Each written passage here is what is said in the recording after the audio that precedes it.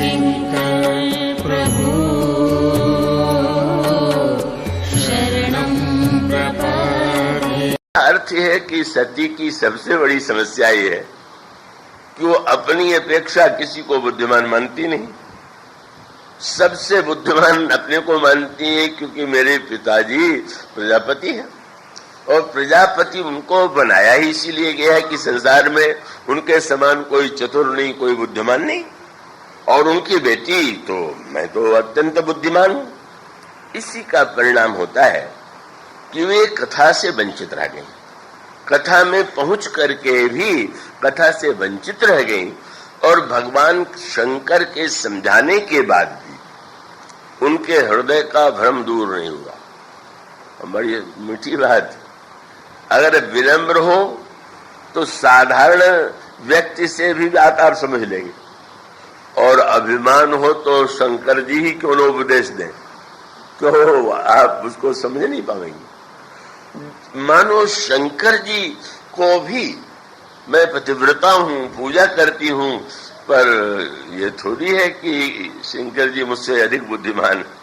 ये छिपा हुआ संस्कार है। और इसीलिए वह संकेत आता है कि जब उन्होंने भगवान के प्रभाव को देखा तो देखने के पश्चात नेत्र मूंद लिया। किंतु बुद्धिमान व्यक्ति की समस्या ये है कि वो सरलता से हार थोड़ी मानता है। एक आध क्षण के लिए जैसे थकने पर कोई आंख मूंद ले या बहुत परिश्रम करने के बाद आंख लग जाए, इसी तरह से बुद्धिमान व्यक्ति थोड़ी देर के लिए तो वो ऐसा कर लेता है जैसे सती जी ने किया। लेकिन आगे चल करके स्पष्ट हो गया, जब सती जी नेत्र मूंद करके बैठ गईं, भगवान की महिमा और प्रभाव का दर्शन कर लिया और जब भगवान शंकर के पास आई तो भगवान शंकर ने पूछ दिया, लीन परीक्षा कौन विधि? आपने किस विधि से परीक्षा लिया? क्यों? बोले अनादिकाल से आज तक मुझे उस विधि का पता नहीं है, ईश्वर की परीक्षा कैसे ली जाती। और आप इतनी विद्वान है, बड़े बाप की बेटी है, आपने कोई विधि जरूर निकाली होगी, तो बताइए आपने किस विधि से परीक्षा ली? पर भगवान शंकर ने वाक्य कह दिया, क्या लीन परीक्षा कौन विधि, कहो सत्य संवाद। बिल्कुल सच सच बताइएगा। बुद्धिमान लोग सच बोलने में भी संकोच करते हैं। कब उनको लगे कि किसी बात को बता देने में मेरी बुद्धि की हेठी मानी जाएगी, तो वो तो सहन नहीं है। का एक साधारण व्यक्ति तो मान लेगा मेरी भूल है, पर बुद्धिमान को लगता है कि कहीं ये बता देने पर सामने वाला हमें मूर्ख न समझ ले या हमारी हंसी न उड़ावे। इसलिए भगवान शंकर ने कहा, दक्ष पुत्री परीक्षा की विधि बताओ और सच सच बताना। बस फिर वही बुद्धि का छल, वही कपट। शंकर जी के सामने अगर मैं कहूंगी कि मैंने सीता जी का वेश बनाया और श्री राम ने मुझे प्रणाम किया, मुझसे पूछ दिया कि आपके पतिदेव कहाँ हैं, आप जंगल में अकेले कहाँ भटक रही हैं, तो बड़ी हेठी हो जाएगी। और हेठी हो जाएगी क्योंकि प्रभु ने व्यंग भी कर दिया था, जोरी पानी प्रभु की न प्रणामू, पिता समेत लीन निज नामू। और कहे प्रणाम तो किए ही, फिर कहाँ वृषकेतु, शंकर जी कहाँ? और उससे भी बड़ा व्यंग था, विपिन यह जंगल है देवी।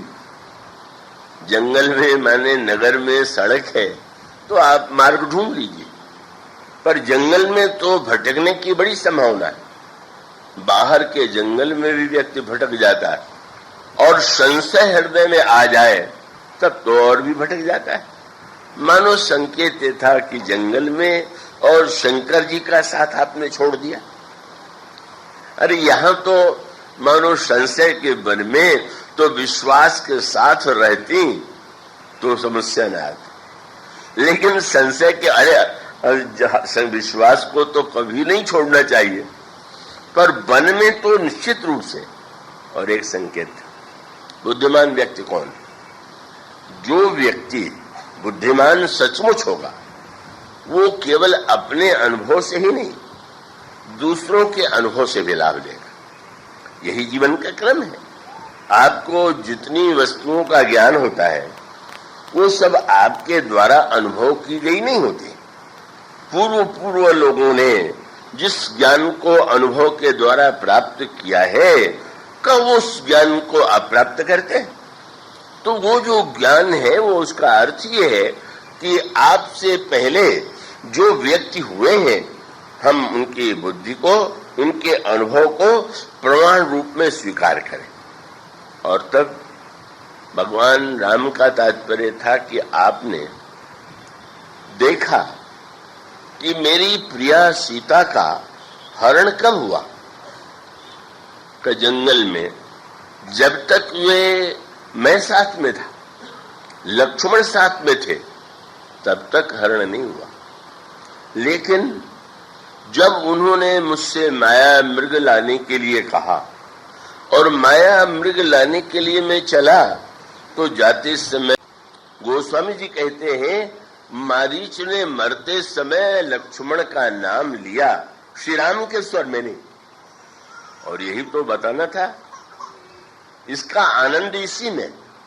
मारीच ने अगर श्री राम के स्वर की नकल की होती और तब उन्हें ऐसा लगता कि संकट में है, तो एक सीमा तक, यद्यपि वह अभी पूर्ण विवेक युक्त नहीं था, लेकिन मानो संकेत यह था कि जिस समय ये मारीच कौन है? कई बार प्रश्न आता है कि भक्त ईश्वर की प्रेरणा से कार्य करता है। तो भक्त ईश्वर की प्रेरणा से कार्य करता है, किंतु यह जो हमारे आपके हृदय में बात आई और जब हम कहते हैं कि ये ईश्वर की प्रेरणा है, तो कैसे हमने जान लिया कि ईश्वर की प्रेरणा है? ईश्वर की प्रेरणा का अर्थ ये तो नहीं हुआ कि हमारे मन में जो बात आ जाए, मन में जो बातें उठने लगे, हम उसी को ईश्वर की प्रेरणा का नाम दे दें और ईश्वर की प्रेरणा का नाम दे करके हम अपने मन की वासना को ही ईश्वर की इच्छा, ईश्वर की आज्ञा अगर मान लेंगे तो निश्चित रूप से जीवन में भटकाव आए बिना नहीं रह सकते। और अधिकांश लोगों की समस्या यही है कि वो जब ईश्वर की बात कहते हैं तो ईश्वर की बात आपको सुनने के लिए सही कान मिला है कि नहीं मिला? और अगर वही और अनेक स्वर, अभी तो चुनाव हुआ है, का अनेक दृष्टांत आते हैं। पिछले थोड़े वर्ष पहले चुनाव के समय मैं वहां पर समुद्र गौरव में बरली सी फेस पर ठहरा हुआ था। इस जन मिलने आए, चुनाव में खड़े हुए थे, तो मैंने पूछा कि आपके चुनाव में खड़े होने का उद्देश्य क्या है? बोले मेरे गुरुदेव सर्वशक्तिमान हैं और मैं उनके संकल्प की पूर्ति कर रहा हूं। तो आप प्रचार करने जाते हैं? नहीं, मैं प्रचार करने नहीं जाता। तो फिर आपको क्या लगता है? बोले मुझे पूरा विश्वास है, मेरे गुरुदेव में बड़ी श्रद्धा है। और श्रद्धा विश्वास दोनों का नाम उन्होंने ले लिया। इतनी श्रद्धा है और मेरा विश्वास है कि जो मत देने वाले हैं वो दूसरी की पेटी में डालेंगे पर मेरी पेटी में आ जाएगा। अब ये जो श्रद्धा विश्वास की व्याख्या थी, तो वो बेचारे तो कहीं से उनको कोई ऐसा कुछ नहीं हुआ। तब गुरुदेव की कमी है या सचमुच उनके उस बुद्धि को जिसको उन्होंने श्रद्धा विश्वास का नाम दे दिया, क्या वो सचमुच श्रद्धा विश्वास है क्या? उसका अर्थ ये है, अनेक प्रसंगों में ये दिखाई देता है और ये प्रसंग तो सर्वोत्कृष्ट है।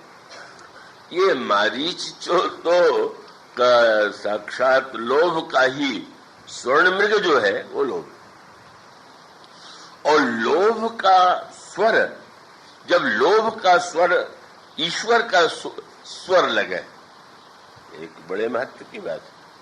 हमारे अंतःकरण में कभी काम का उदय हो सकता है, कभी क्रोध का, कभी लोभ का, और उन सारे स्वरों को अगर हम ईश्वर का स्वर मान लेंगे तो अनर्थ ही हो जाएंगे। आप गीता में पढ़ते हैं, भगवान एक और तो कहते हैं कि ईश्वर ही समस्त प्राणियों के हृदय में बैठा हुआ, ईश्वर सर्वभूतानाम हृदय से अर्जुन तिष्ठति भ्रामयन् सर्वभूतानि यंत्रारूढ़ानि माया। एक और तो भगवान का यह वाक्य, दूसरी ओर अर्जुन ने जब भगवान से पूछा कि प्रभु भगवान, कई बार ऐसा होता है कि व्यक्ति जो है समझता है कि बुरा यह अच्छा है, लेकिन न चाहने पर भी बुराई की दिशा में चला जाता है। इसके पीछे कौन है? तो भगवान को यही तो कहना चाहिए कि सब ईश्वर की इच्छा से होता है। कही चुके हैं कि ईश्वर ही चलाता है, लेकिन बस सूत्र यही है। एक और भगवान कहते हैं ईश्वर हृदय में बैठा हुआ समस्त प्राणियों को यंत्र के रूप में यंत्रारूढ़ानि माया की तरह चला रहा है। पर जब अर्जुन ने कहा अनिच्छन्न विवाश्रेय बलाद्योनियोजितः, इच्छा न होने पर भी हम क्यों बुराई की ओर जाते हैं? भगवान ने ईश्वर का नाम बिल्कुल नहीं, ये नहीं कहा कि जो होता है वो मेरी इच्छा से होता है। भगवान ने तुरंत कहा अर्जुन, अगर ऐसी कोई बात आ जाए तो समझ लो काम एष क्रोध एष रजोगुण समुद्भव महाशनो महापापमा विद्धेन वैरिणम।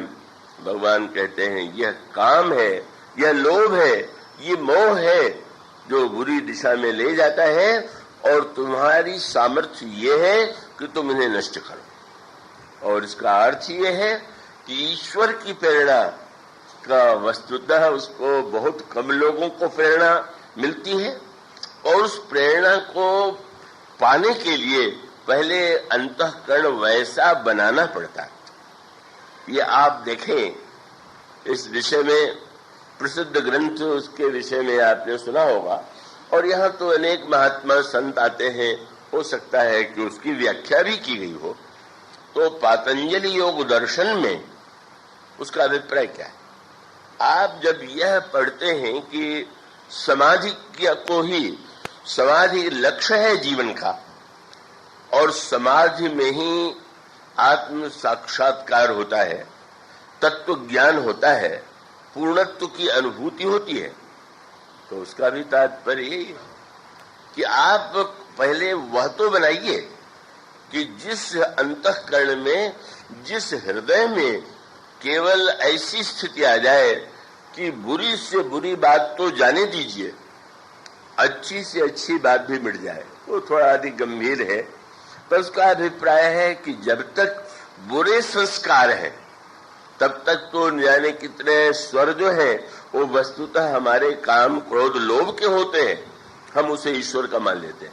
पर जब जिससे हम अच्छा संस्कार कहते हैं वह भी हमारे संस्कार का मानी हुई मान्यता का स्वर होता है, इसलिए वह स्थिति कि जिसमें केवल ईश्वरीय वाणी को छोड़ करके अन्य कोई वाणी आपके अंतःकरण में आवे ही नहीं, वह अंतःकरण की स्थिति, उस समाधि तक पहुंचने के लिए कितनी लंबी साधना करनी पड़ती है, यह उस प्रसंग में पातंजलि योग दर्शन में उसका वर्णन किया गया। श्री राम किंकर